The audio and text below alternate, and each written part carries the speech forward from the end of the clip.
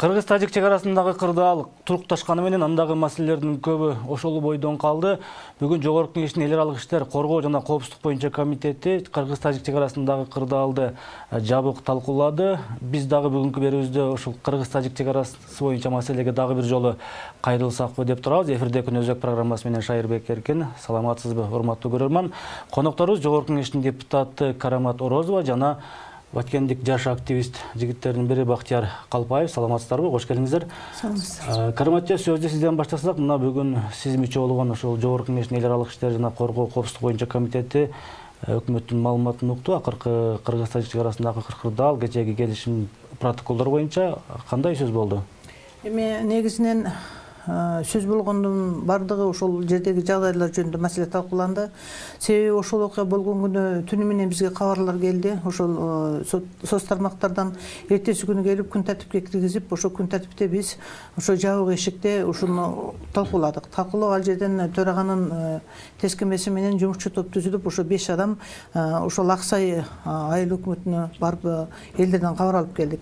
Эми негизинен бизде кандай талкуу болмок эле? Биз бүгүнкү күндө талкуудо ошол окуянын келип чыгышы, аны жоюунун жолдору, элдердин ошол мезгилдеги абалы, социалдык абалы, ошол чек ара маселелери качан гана чечилет, качан талкууланат, качан акырына чыгат, ошол мезгилдеги ушул элдердин ортосундагы көйгөйлөр жөнүндө талкууланды. Ал эми Тажикстан өлкөсү менен биздин өлкөнүн ортосундагы сүйлөшүүлөрдүн жыйынтыгы протокол жөнүндө талкуу болбоду. Себеби өкмөтүбүздүн вице-премьери Разаков Жеңишбаев ич келбей калды, катышкан адам. Ошондуктан ал талкуу болбоду. Эртең палатага чыгабыз, палатада анан кийин ошону да сурайбызга деген ойдобуз. Демек бул соңку протоколдун контенти, мазмуну боюнча сиздерде да маалымат жоктур байкалды? Маалымат жок азырынча. Мына бүгүн Бактияр, сиздер саясатчы Камчыбек Ташиев менен чогуу ошол Баткендеги соңку келишимдер боюнча маалымат жыйын өткөрүп, ошону мазмунун тезинен ачыкка чыгаруу тууралуу талап кылдыңар. Ошол эмне себеп болуп атат? Кандайдыр бир күмөн саноолор болуп жатабы? Биз болсо чек арага 3 күн мурда барып кабар алып келдик элден. Ошол жерде элдин көйгөйлөрү менен ачык айкын таанышып туруп, ошо чек ара негизи Баткенде чек ара баарыбызга эле маалым, 28 жылдан бери бул бизге анык болуп келип атат. Экинчиси болсо биздин маалымат сайттар келишимди мындай же болбосо толук чыгарган жок, же болбосо бир бурмаланып туруп чыкты да. Анткени биздин келишимде жолдор ачылды, Аксай тамдык жолу уланат деп туруп турат. Ал эми Тажикстандын Азаттык жана Азия Плюс сайттары жазып чыкты. Эми Варух, Семенён, Исфара жолу курулат деп турупчу. Бизге ошол жол бизге табышмак болуп атат да. Ошол себептен биз протоколду ачыкка чыгарууну суранып атабыз. Эгерде бул жол бул мындайча айтканда коридор болуп калат да. Эгерде биз Кыргызстан муну бере турган болсо, Баткен районунун бир нече айыл өкмөтү, Актатыр, Рават, Самаркандеги айыл өкмөтү, Лейлек району толук кандуу анклавда калат. Ошол себептен биз бул протоколду ачыкка чыгарууну өтүнүп атабыз. Ушундай күмөн саноолорго кандай негиз бар? Негизинен мындай да, бул Тажикстан ар бир өлкө өзүнүн кызыкчылыгын коргойт. Тажикстан өлкөсү дагы өзүнүн кызыкчылыгы бизге дагы. Эми Тажикстан өлкөсү эгерде биздин сунуштаган вариантка алар макул болбогону, биздин сунуштаган вариантта биздин ошо Лейлек району, Сүлүктүү шаары, биздин Самаркандагы Актатыр өкмөттөрү анклавда калбай турган жол, ошо өзүбүздүн жол. Бирок бул жол биздин территорияда турат. Алардын эч кандай суроонун кажети жок. Ал эми аларды кичине күмөн салатып, кыйынчылык туудуруп, буга макулдук бербей аткан алардын 35-40 миң калкы бар Варух анклавда калып атат. Ошондуктан ушунун натыйжасында булар аябай катуу туруп, ошо биздин жолдун курулушуна биздин территориядан тоскоолдук кылган бирден бир себеби ошол. Бул көптөн бери эле талап кылып келе жаткан маселе да Тажик тараптын. Бул деген туура, бул деген ушу биз эгемендүү болгондон бери, даже 1986-жылдары эсиңерде болсо керек, ошол жылы дагы аябай катуу болгон. Тажикстан менен Кыргызстан ортосунда биздин элдерибизди вертолет менен ташыган убактар болгон. Ошондо дагы негизги мыйзамдуу ошол талаш жерлерден талаш эмес, мындай такталбаган жерлердин баары бизге таандык болуп анан кийин токтогон. Бүгүнкү күндө деле эч кандай талаш тартыш жери жок. Өзү такталбаган жер деп коет да. Себеби мурда союз болуп турган убакта дан кийинки чечимдерде чындыгында бардык биздин Кыргызстан пайдаланып жүргөндөй бизге калыш керек.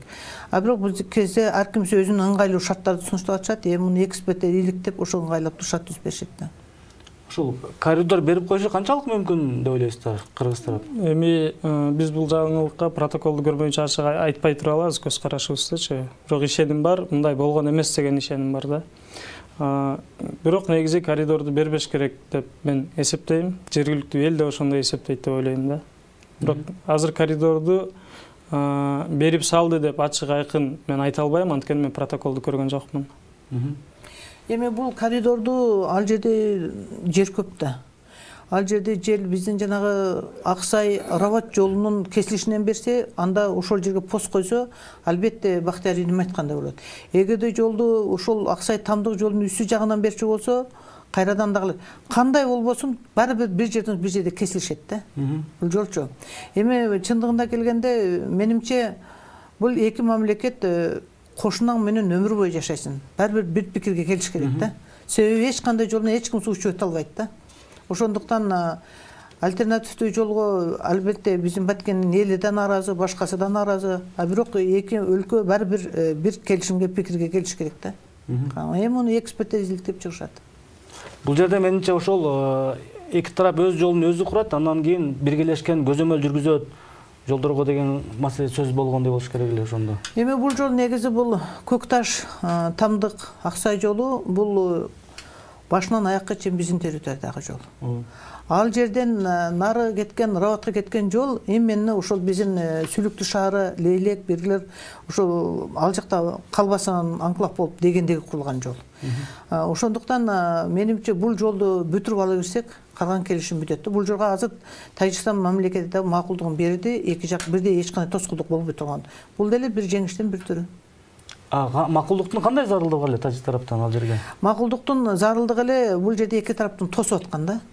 Бул жолго курууга макулдук берген жок. Эки тарап ошол тоскоол болбой параллельный менимче параллельный жүрөбүз деген биздин Кыргызстанга көбүрөөк пайда болгону Варуктун ичинен жайлоого өтүшөт, бизкилер жайыттарга өтүшөт. Азыр эми алар ошол жерден биздин элдердин пайдаланышат болчу да. Пайдаланган эле алардын деле мал жандыгы жайлоого чыгат. Эми алар ал жактан эсептешет эле да. Эми алар аны жанындап кеткенден кийин булардын андай рычагы болбой калды. Ошол эле. Атак балар бизге эч кандай тоскоолдук кылгачы эч кандай укугу жок. Бактияр, мына чек арага барып келди деп атасыңар, ошо элдин маанайы кандай ал жерде? Эми элдин маанайы эл болсо уже 28 жылдан бери көз карандысы алып эсептегенде, бирок ага чейин эле бул талаш тартыш болуп келген. Эл болсо бул маселенин чечилишин гана күтүп турат. Тынчтыкта жашагысы келип атат да. Ошол себептен тез арада чечип, бирок ошол эле убакта мамлекеттин, улуттун кызыкчылыгы эске алынып чечилиш керек да. Сиздер дагы ошо депутаттык топ Баткенге барып келдиңиздер, Аскер мырза мына 6-7 депутат. Ошол эмне үчүн ушул бул маселе албетте бүгүн эле чыга калган жок да. Ошол бир чыр чыкканга чейин же тополоң чыкканга чейин бул маселе каралбайт, козголбойт. Абдан туура маселе. Бул чек ара маселесинин өзү чыр чыкканын баары 86-жылдан бери чыккан. Ошол жерде Аксайдачы. Андан бери уже 30 жылдан ашып атат. 89-жылда 30 жыл болду быйылкы жылы. Ошол чындыгында ошол бир келиндин ыйлактап айтканына караганда мен ошондо 4 жашар элем дейт. Тоонун арасына барганымда дейт. Азыр 4-5 балам бар дейт. Азыр мен балдарым менен ошо Баткендеги лицейдин жатаканасында отурушат элдер. 400-гө жакын аял балдары менен. Ошондуктан бул нерсе жаңы болгон жок. Бул нерсе илгертеден келет. Бирок эми чек араны тактоо эки өлкөнүн ортосунда эки өлкөнүн макулдугу менен болот экен. Эми ошондо дагы эң катуу башталганы 2011-жылы 2008-жылы өзү ошо делимитация демаркация боюнча комиссия түзүлүп баштаган. А бирок катуу иштин баары бизде Чарбакта чыккан окуяны билесиңер. Чарбакта аябай катуу болгон, ошондон кийин акча бөлүп, ошо Чарбактын социалдык абалын жакшыртып, элдердин ошол жерге заставаны куруп, ошо көз карандысыз жолдорду куруп, ачып берип, анан кийин ошол Өзбекстан менен негизги Өзбекстан жактан биз өткөн жолдордун көз карандысыз жолдор бар курулгандан кийин Өзбекстан бир аз тынчып калды да. Ал эми бүгүнкү күндө ушундай нерсени абдан туура суроо бердиң. Бардык нерсени тактоонун үзгүлтүктүү иш алып баш керек да. Бул жерде үзгүлтүктүү иш алып кетпеген натыйжасында Мәселен, өкмөттө жогорку кеңеште мурунку чакырылышта да, кийинки чакырылышта да бир канча жыл күн тартибинде карап биз токтом кабыл алганбыз. Эми биздин жогорку кеңештин эле кичинекей бир кемчилдигибиз ошол токтомдун аткарылышын бат-бат угуп турушубуз керек экен да. Ошо бирок кээде маселени айрыкча биз Баткенде көтөрүп аттык. Ушундай болот. Себеби бул нерсе жаздын алды менен башталат. Ал эми ошол себеби дегенде суу талаштан башталат. Ал эми ошондой эле жайлоого жатка чыккан мезгилде башталат. Ошондуктан ушул нерсенин болоорун бизе өкмөт деле, бийлик деле, чек ара кызмат бардыгы билет. Ошондон ошонун алдын алса болбойбу деген ой менен. Бул биринчиден. Экинчиден бизге жыл сайын ошол чарбакта болгондо 386 миллион бөлүнүп бүткөн. Андан кийин биз атайын өкмөт программа кабыл алып, ошол программада жыл сайын 100 миллиондон бөлүнүп, ошол чек арадагы социалдык көйгөйлөр кандай көйгөйлөр? Себеби дегенде көйгөйлүү жерде жашаган эл качып кетпеш керек. Аларга шарттын баарын түзүп беришибиз керек. Ошондуктан ошол маселе боюнча 100 миллион акча бөлүнүп турган. А бирок бүгүн өкмөттөн сурасак, акыркы 2 жылдан бери өздөрүнүн айтканына караганда ал жер иштетилбестен акчалар кайткан, айрыкча жолдун акчалары. Эмне үчүн кайтканын эч ким себебин жакшы билишпейт. Ошон үчүн эртең биз атайын бүгүн комитетке палатага чыгардык. Ошо палатадан ошол өзүнүн пунктчасы менен көрсөттүк. Себеби ушул жолду үзгүлтүксүз иштетпей, же үзгүлтүксүз токтоону жүргүзбөстөн токтотуп, же бөлүнгөн каражатты жеткирбеген адамдардын жоопкерчилиги суралсын депчи. Себеби дегенде бул сөзсүз түрдө гана ошо элдердин көчөгө чыкканда, же бир инцидент болгондо, же бир кагылышуу болгондо эмес, муну күн сайын эмес, секунд сайын деле аткарса болмок да. Ошон үчүн биз бүгүн комитеттен сунуш бердим мен. Ошол жерлерди иштетүү боюнча мурдатан берип жүргөн, мурдатан ар кандай маселелерден жерлерди иштетүү боюнча бир атайын чоң комитет түзбөйлүбү деп. Ошол комитетти түзбөйлүбү деген берген сунушубузду өкмөт деле кайдыгыр карап атат да.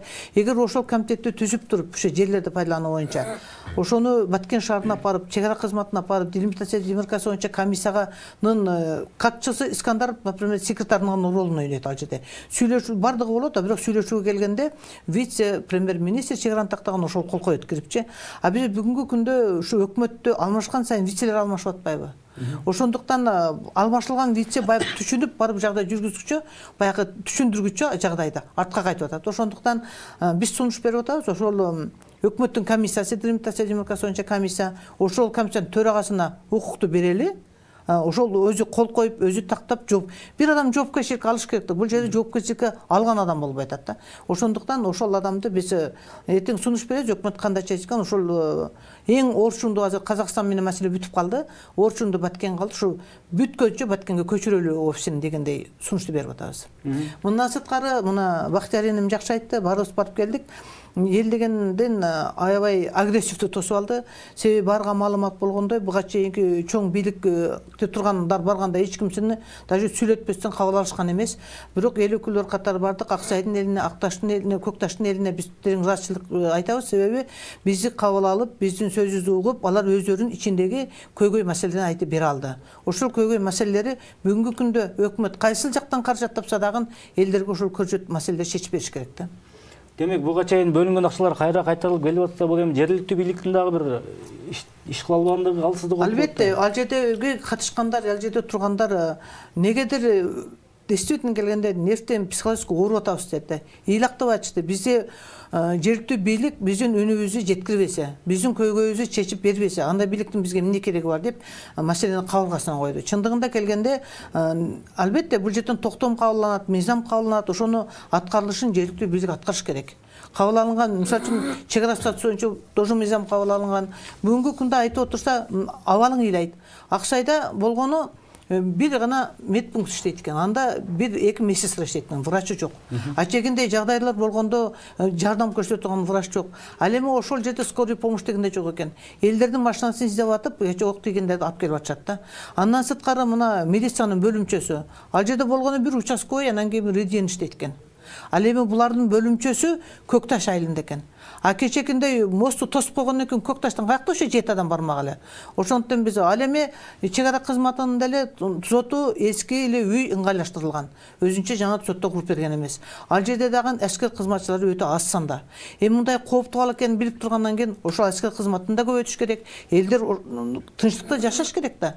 Мына элдердин үйүнө таш бута кылып атса, үйүнүн ичине чейин кирип атып атса, албетте алардын айткандарына мен 100% кошулам. Себеби чындыгында дейт биз уже нервтен психологически ооруп биздин балдар ошондой төрөлүп атат дейт. Ал эми ошондой кооптуу жерлерге мектебин айталы. Мектебинде предметти мугалимдер да барбайт экен. Особенно эң негизги предметтер физика, математика, химия, чет тил, орус тил. Если аны билбесе алардын балдары өтпөйт да ой жерден жалпы тесен. Ошондон жалпы тесен жеңилдик кылып өзүнүн кадырды окуталы дешеттер. Ошону менен катар мектеп жетишпейт дейт. Ошон үчүн алардын социалдык көйгөйлөрүнү чечип беришибиз керек. Себеби алар ошол айылдын өзү стратегически аябай керектүү айыл да. Себеби дегенде бизден Баткенде билесиңер бир гана төрттүү суу сактагычы бар. Ал суу сактагычына ошол бизден Воруктун үстүндөгү Кыргыздын тоолорунан ак суу суусу келип түшөт. Ошол эгерде суудун башы ошол жактан түшөт. Ошондуктан эгерде биз ошол жанагы алардын кошуналардын мүмкүнчүлүк берсек кошуналарга суудун башын ээлесе, анда биздин водохранилищеде суу түшпөй калбайбы? Жергиликтүү бийликтин ролу кандай деп ойлойсуз бул маселеде? Жергиликтүү эми бул болсо мамлекеттик деңгээлде, жогорку деңгээлде чечиле турган маселе. Жергиликтүү бийлик эми ошол жерде мисалы биз барганда ошол райондун акимин көрдүк, Баткен районунун. Элдин арасында аралашып жүрөт, өзүнүн салымын кошуп атат. Бул жерде мен айтат элем мамлекеттик деңгээлде чечиле турган маселе депчи. Андан кийин жергиликтүү элдин айтуусу боюнча ушу Варух анклавы 28 жылда 2 эсеге чоңойду да. Территориясы 2 эсеге. Калкы да чоңойду, территориясы да чоңойду. Экинчиси болсо бул ал эмне эсебинен чоңойот анклавда турса өзү? Анклавда турса, биринчиден Кыргызстанда жумуш ордугу жок болгондугунан биздин 1,5 миллионго жакын элибиз чет өлкөдө Россия менен Казакстанда жүрөт. Алар көчүп кеткенден кийин жерлер бош калып атат бул жердечи. Ошол жерлерди акырындык менен өздөштүрүп келип атып, делимитация, демаркация бүтпөгөндүктөн чек араны чоңойтуп келип атат да. Биз болсо буну тез арада бүтүрүп туруп, зым менен жок дегенде зым менен тосуп берип туруп элге конкреттүү бир чараларга барыш керек. Ошондой эле Баткен облусунун экс-губернатору Мамат Айбалаев 3-4 күн мурда айтып чыкты. Советтер Союзунан 2-чи дүйнөлүк согуштан кийин Баткен облусу өзүнүн территориясынын 3/1 жоготту депчи. Баткен облусу турган аймак. Баткен облусу. Бул да болсо мамлекет үчүн, Кыргызстаныбыз үчүн болгон чоң жоготуу да. Өз учурунда сиздер билесиздер, Жергетал жана ошол жерде Маргун райондору бизге караштуу болчу. Мургап райондору. Башка маселе, азыр биз ошол Баткендеги кырдаал тууралуу сөз кылалы. Ошол чыр-чатактардын алдын алып коюу мүмкүн беле эгер мындай бир алдын ала аракет болгондо? Алдын ала аракет эми 28 жылдан бери эле бул болуп аткан нерсе. Бүгүнкү кечеги чырдын алдын алуу мүмкүн беле ошол жерде? Кечеги чырдын биринчиден бул жерде мен айтат элем, Аксай Тамдык жолунун айынан чыкты ошо маселечи. Аксай Тамдык жолу Кыргызстанга тиешелүү деп туруп бир топ биздин чиновниктерибиз ачык эле айтып чыкты да. Ошол эгерде бул бизге караштуу болсо, анда эмне себептен биз Тажикстан тарап менен макулдашышыбыз керек деген сурооту болуп атат бул жердечи. Элдин наразычылыгы да ошодо болуп атат. Чыр-чатак негизинен бул Аксай Тамдык жолунан чыккан жок. Чыр-чатак жанагы биз айтып атпайбы, Коопсуздук кеңештин катчысы болуп турганда Мадымаров берип койгон көпүрүк жөнүндө. Ошол көпүрүктүн астынан шагал менен кумду мосттун астындагы стойкасынын астынан алган. Биздин кыргыз жарандары ошо көпүрүк бузулат деп ал жерден тоскоолдук кылышкан. Тоскоолдук кылгандан кийин ошол Аксайдан чыгып Тажикстан жарандары наркы жолду тосушкан да. Ошондон эки жактан тосуп ушул абалга келди да.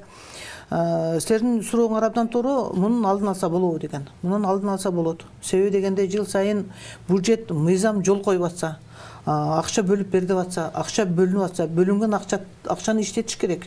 Жергиликтүү бийлик, Минтранс болобу, же болбосо область администрация, райондук администрация болобу иштетиш керек. Иштеттирбегенден кийин жообун бериш керек. Биринчиден ошол жашаган элдерге шарт түзүп бериш керек. Ал жерде талаачылык менен башка жумушчу орун жок.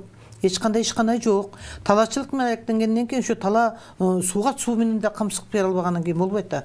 Бүгүнкү күнгө чейин канча жыл болсо ошончо жылдан бери ошол Аксайда сууга суунун таңкыстыгын айтышат. Өздүгү менен аккан каналды куруп бербейсиңер деп айтышат.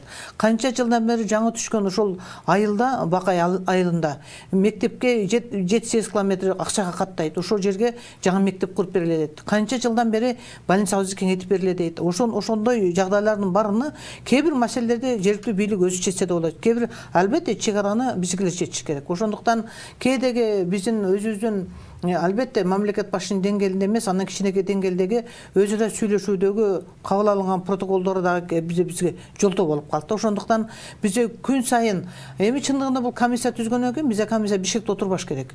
А бизде ушу тиешелүү жер органдарынын бардыгы барып ошол эмеде отуруш керек. Себеби секунд сайын жерди тактап, болбосо Тажикстан жакын 10 километр. Түшүп чакырып келип тактап 1 километр болсо 1 метр болсо жылы беришибиз керек болчу да. А бизге канча күн кечиккен сайын биздин кошуналарда кызыгуу ошондон пайда болуп атат да. Себеби бул Көкташ Аксай Тамдык жолу бул уже чындыгында биздин жол. Аны эч ким анкы деген Тажик Республикасы десердики деп отурат.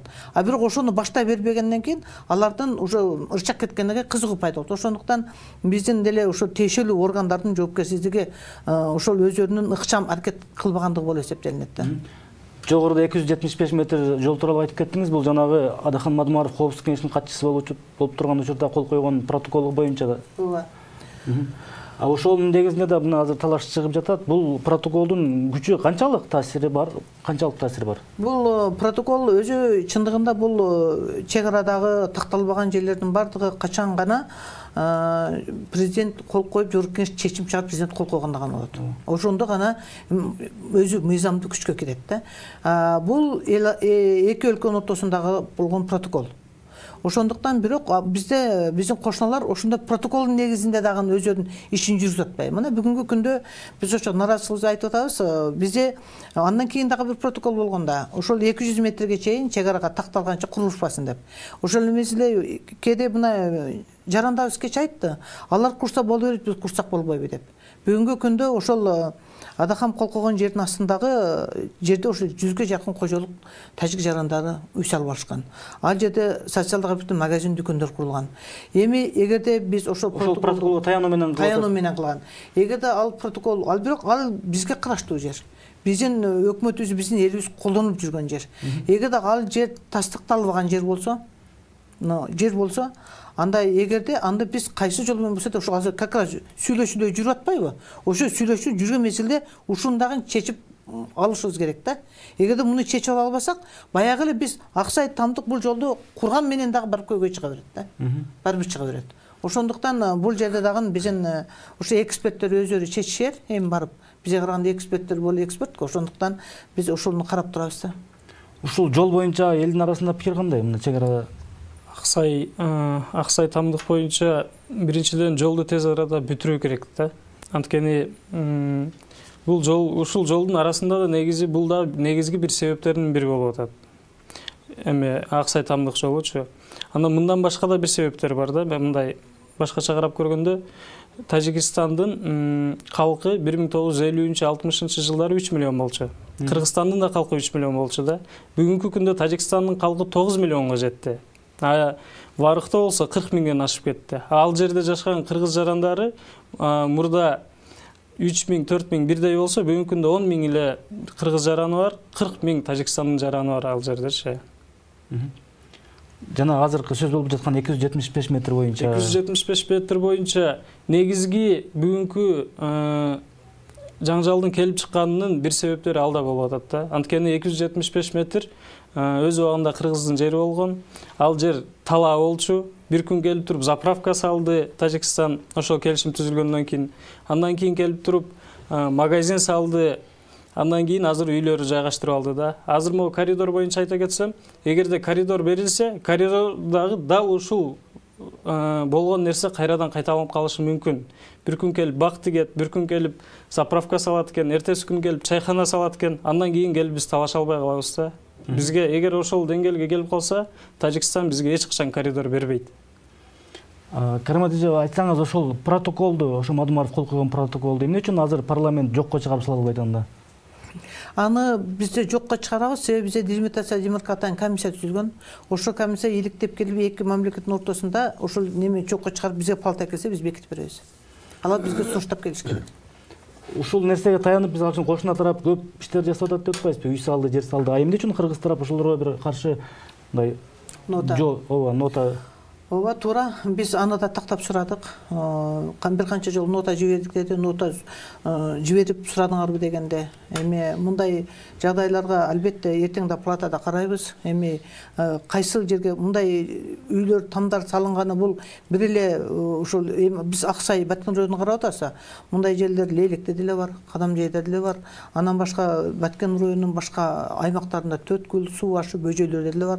Ошондуктан бизде чындыгында келгенде элдин нараачылыгы да ушунда турат да. Эмне үчүн биз ошол тактаргача биз ошол мурдагы бул келишимге чейинки жер тамакка берилген жерге дагы биз ошол награждение кыла албай атабыз дейт. Алар кадимгидей салып атышат дейт. Бул деген эми биздин эми ыкчам иш жүргүзүлгөн болуп эсептелинет да. Бул дагы бир жаңы чырга себеп болбойбу кийинчерээк? Жок, андай себеп болбойт. Себеби азыр биздин комиссия эми биз азыр жогорку кеңеште дагы биздин коллегаларым да көп айтып атышат. Эми биз мурдагыдай токтом кабыл алып туруп, ошону азыр эми 2 айда, 3 айда бир маалыматын угуп туруп до конца алып барыш керек деп. Ата токтом кабыл алып туруп 1 жылда өкмөт отчету менен келгенде кабыл алганда бул калып калат экен. Себеби дегенде бүгүн дагы ошо транспорт министрлигинин өкүлү айтты. Ооба, былтыркы жылы 10 миллион акча бөлүнгөн жолго, бирок биз аны иштете алган, иштетпей кайта кайтарганбыз, ага мүмкүнчүлүк берген эмес деп. Ошон үчүн биз айтып атабыз, эртең палатада караганда айтабыз. Если бөлүнгөн акчаны иштетпей кайра бергенин себебин тактабаса, анда алар жообун бериш керек. Ушул соңку чырдан кийин эки өлкөнүн президенттери Жээнбеков менен Рахмон телефон аркылуу сүйлөшүп, ошол демаркация, делимитация маселесин тактап айтканда чек ара тактоо иштерин тездетүү тууралуу дагы бир рет макулдашты. Буга чейин эле ушундай сүйлөшүүлөр болуп келген. Бул жараянды тездетүү мүмкүнбү? Чек ара тактоо иштерин. Чек ара тактоо иштерин тездетүү мүмкүн. Муну биз болсо кыргыз мамлекет, албетте эки мамлекеттин кызыкчылыгы эске алынат, бирок кыргыз мамлекети өзүнүн бир конкреттүү кадамдарга барыш керек да. Анткени Кыргызстандын бүгүнкү күндө Кыргызстандын бир да айылы Тажикстанга азыркы күндө көз каранды эмес. Альтернативдүү жолдор салынып бүткөн. Лейлек районуна чейин Баткен чек аралары ошол себептен катуу туруп муну чек араны аягына чыгарса болмок негизичи. Андан сырткары Баткенде бул чек араны тездетип чечүү мамлекеттин иши. Бирок ошол эле убакта мамлекет элге кам көрүш керек да ал жердечи. Жумуш ордун түзүп бериш керек. Эл көпчүлүк эл Кыргызстандан чыгып кеткенине байланыштуу азыр көп жерлерибиз бош калып, тажиктер ошол жерлерди басып алды. Аны кандай чечсе болот дегенде мен айтат элем, ошол жерде тегеректеги бир 10 айылды салыктан бошотуп, керек болсо светтен бошотуп, ошолорго жеңилдиктерди берип, ошол жерде чакан ишканаларды курулганга мүмкүнчүлүк түзбөсөк, элибиз ошол жерде жумуш орду менен камсыз болмок. Мен ойлойм, бир 10 айылга 7-8 ишкананы куруп коюп, жеңилдетип берип туруп, куруп койсок, мен ойлойм, мамлекет үчүн бул чоң деле бюджетке деле чоң жоготуу болбойт. Ошол чек ара тактоо иштери дал ошол Көкташ, Аксай, шахматтык негизде жайгашып калган биздин айылдарга келген такалып турат. Ошол кантип тездетүү керек ушул чек ара тактоо иштерин? Негизинен эми бизде жакшы бир улуу орус элинин макалы бар да. Кадры всё решает деп. Бизде чындыгында келгенде мындай мезгилде бизге Баткен облусуна чындыгында келгенде бир аскер адамын коюш керек, такталып бүткүчөктү. Жетекчилерден. Ошону менен катар ошо Тажикстандан келген ошол сүйлөшүүгө келген адамдар тең ата сүйлөшө турган адам керек. Себеби мен муну айтканым, ошо Тажикстандын өкмөтү бизде Сагдийский областта 17 жылга жакын ошо иштеген адам. Сагдийский областын баардыгын билген адам. Ал эми бизде ошондой кадрлардын бат-бат алмашканынан сүйлөшүүгө барган мезгилде дагы баягы ошол жерде көйгөйдү жашап, көйгөйдү көрүп, адамдын ошо тилин билип, дилин билгичекти сүйлөшүүдө дагы ошонун майнабы чыкпай атабы деймин да. Ошондон мен ойлойм, бизде ошол Баткенде негизинен алар менен тең ата сүйлөшкөн, алар менен уровенде өзүнүн деңгээлинде сүйлөшкөн адамдардан алып барып коюш керек. Мындан сырткары мен албетте Баткендин ичинде иштеген бийликтегилердин деңгээл андай төмөндө айткандан алысмын. Себеби дегенде бул чек араны тактоодо ушул жерде ошол кошуна өлкө менен сүйлөшүүдө ошондой деңгээлде кадам керек. Ал эми бизде албетте облустун жетекчисин алганда, кызмат алганда көбүнчө бизде ошо экономикалык айыл чарбасын өнүктүрүүгө багытталган кадрларды издейт. Район жетекчисин алганда дагы айыл чарбасын өнүктүрүүгө кадам болуп иштейт. Эми биз ошондой кадрлардан азыркы кырлар ошондой эле. Пока чек ара такталгача биз менин оюмча ошондой кырларны апарып турса кандай болот эле. Бул элдин коопсуздугу үчүн деп ойлойм да. Себеби дегенде азыр биз айтып атабыз чек ара кызматында апарып койбойлу ал жака депчи. Себеби дегенде бул биринчи коопсуздук камсыз кылып беришибиз керек. Экинчиден жана жумушчу ордун түзүп беришибиз керек. Үчүнчүдөн социалдык. Эгерде кандай шартты түзүп бербесек, биз эч кандай адистер барып иштебейт ал жака. Эч ким барбайт. Ошондуктан бүт ушу шартты түзүп берүү бул жергиликтүү бийликтин иши болуп эсептелинет. Ал эми ошол биздин өкмөт дагы ошондой чечимдерди кабыл алыш керек. Ала бизде мамлекеттин башчыларынын деңгээлинде сүйлөшүү болгондон кийин, алар сүйлөшүп келгенден кийин аны улантып кете турган өкмөтүбүз болушубуз керек. Өкмөт аны улантып кетиш керек. Ошондуктан мен айткым келет, ошо өкмөттүн орун басарлары төртөөнүн бирөөсү ошо именно ошо Баткен чек арасын чечүүнү батыраак бүтүрсүн деген негизинде берилген ошол штат. Себеби буга чейин 3 эле орун басар болчу. Ошондуктан ошо чек ара боюнча адайын өзүнчө бир вице-премьер сунушталган да. Ошон үчүн мен айткым келет, муну тезирээк бирден бир жолу муну бир барып келип кайра токтоп калбаш керек.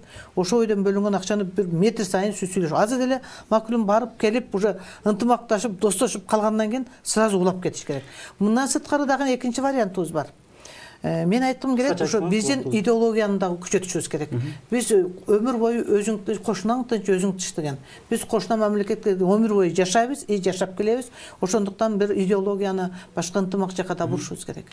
Рахмат сиздерге. Биздин убактыбыз элекке каршы аяктап калды. Чек араларыбыз тынч болсун, кошуналарыбыз менен ынтымагыбыз бекем болсун тилекте бүгүнкү программабызды жыйынтыктайбыз. Саламатта калыңыздар.